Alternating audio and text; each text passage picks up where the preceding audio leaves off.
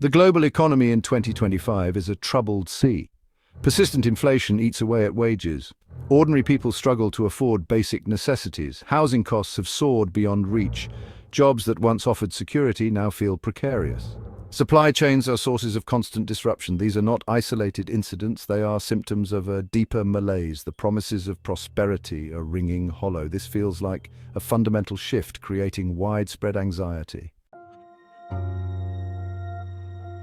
Throughout history, capitalism has lurched from crisis to crisis. We remember the Great Depression of the 1930s. Millions lost their jobs and homes. It was a time of immense suffering and social upheaval. Then there was the stagflation of the 1970s. Prices rose, but the economy stagnated. This challenged the economic theories of the time. More recently, the 2008 financial crisis shook the world. It exposed the recklessness of the financial sector. These events serve as important reference points, reminding us that economic stability is not guaranteed. Each of these past crises had its own distinct characteristics. The Great Depression was marked by deflation and mass unemployment. The 1970s saw a peculiar mix of inflation and slow growth, partly fueled by oil shocks. The 2008 crisis originated in the housing market and complex financial derivatives.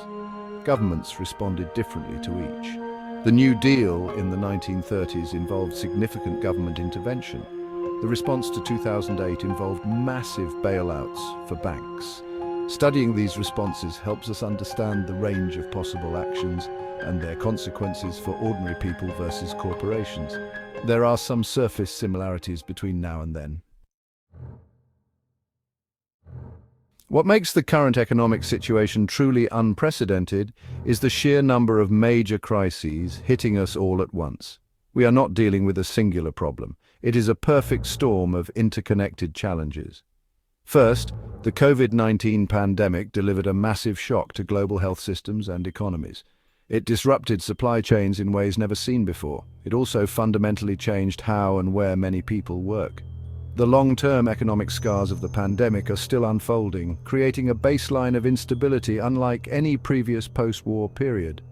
Second, we are facing escalating geopolitical tensions. The war in Ukraine, for instance, has had a dramatic impact on energy and food prices globally. It has reconfigured alliances and trade patterns. Beyond this specific conflict, we see a broader trend of rising nationalism and protectionism. This is unwinding decades of globalization. The era of relatively stable international cooperation that characterized the late 20th century seems to be over. The current crisis did not emerge from a vacuum. It is the culmination of systemic changes that have been underway for decades. Since the 1970s and 1980s, we have seen the rise of neoliberal ideology. This ideology promoted deregulation, privatization, and cuts to social spending. It promised efficiency and growth. However, it also led to increased financial instability. It weakened the power of labor unions, and it dramatically increased income and wealth inequality. These policies systematically shifted wealth upwards, leaving the majority more vulnerable. Globalization, as it was implemented, also played a crucial role. Corporations moved production to countries with lower wages and weaker regulations. This boosted profits for shareholders, but it hollowed out manufacturing industries in many Western countries. It created a race to the bottom in terms of labor standards. While some developing countries benefited from new jobs, the overall global system became more focused on short-term corporate profit than on long-term, sustainable, and equitable development. Section 5. The Pandemic Accelerator. Exposing pre-existing conditions. The COVID-19 pandemic was more than just a health crisis. It revealed deep fractures in our global economic system. It also accelerated existing trends. Just-in-time supply chains showed their vulnerability. Companies had minimized inventory to cut costs. When the pandemic hit, these systems snapped. We faced shortages of medical supplies and computer chips. The pandemic exposed the precariousness of modern labor. Essential workers were lauded as heroes. Yet many worked in low-wage jobs with few benefits. The pandemic highlighted vast inequalities in work conditions. It led to significant shifts in the labor market. The pandemic didn't create these issues, but brought them to a boiling point. Section 6. Global Tremors, Geopolitics, Resources and New Anxieties.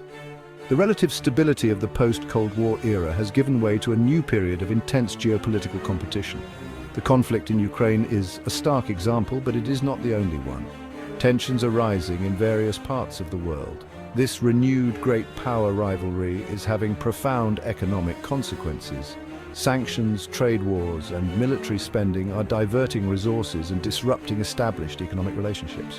Countries are increasingly prioritizing national security and strategic autonomy over purely economic efficiency. This marks a significant shift from the hyper-globalization trends of previous decades.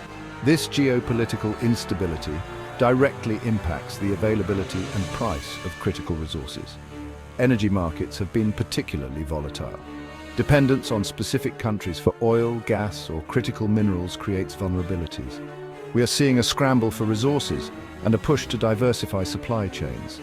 This is not just about economics, it is about power. Section 7. Future shock potential pathways for a world in flux.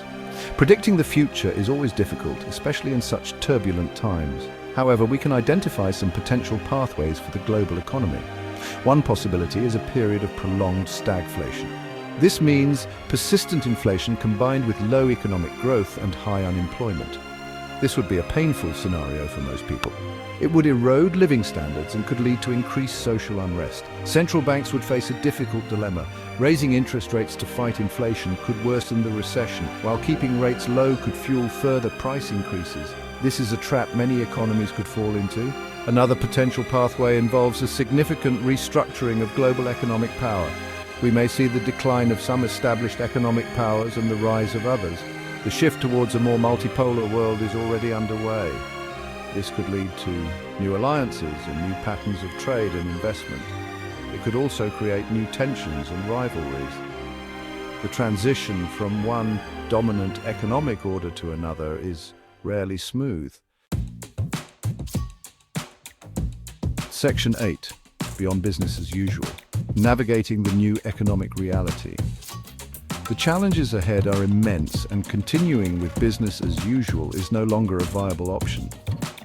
One of the most pressing issues is managing the mountain of global debt. Many governments, corporations, and households are heavily indebted. As interest rates rise, servicing this debt becomes more difficult. This could lead to a wave of defaults and financial instability. Finding equitable and sustainable solutions to the debt crisis will be crucial. This might involve debt restructuring, debt forgiveness, or new international mechanisms for managing sovereign debt. Ignoring this problem will only make it worse.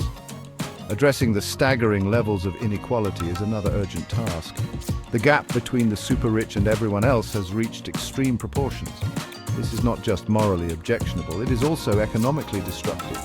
Extreme inequality undermines social cohesion, fuels political instability, and depresses overall demand in the economy. Policies such as progressive taxation, wealth taxes, stronger labor rights, and investments in public services like education and healthcare are needed to create a more equitable distribution of wealth and opportunity. Section 9. The crossroads understanding and reshaping our economic future. We stand at a critical juncture. The economic turmoil we are experiencing is not just another blip on the radar. It is a sign that the global capitalist system in its current form is facing an unprecedented convergence of crises. The pandemic, geopolitical conflicts, the climate emergency, and deep-seated inequality are not separate issues. They are interconnected and they are feeding off each other. This complex interplay is what makes this moment so profoundly different from past economic downturns. We have truly never witnessed anything quite like this before. The key takeaway is that the old ways of thinking and the old solutions are insufficient. We cannot expect to solve these new complex problems by relying on the same economic theories and policies that contributed to them. A critical awareness of the systemic nature of these crises is essential. We need to understand how the pursuit of short-term profit for a few has created long-term vulnerabilities for the many.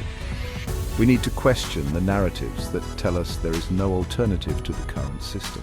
This understanding is the first step towards meaningful change. This is not a time for despair, but for action.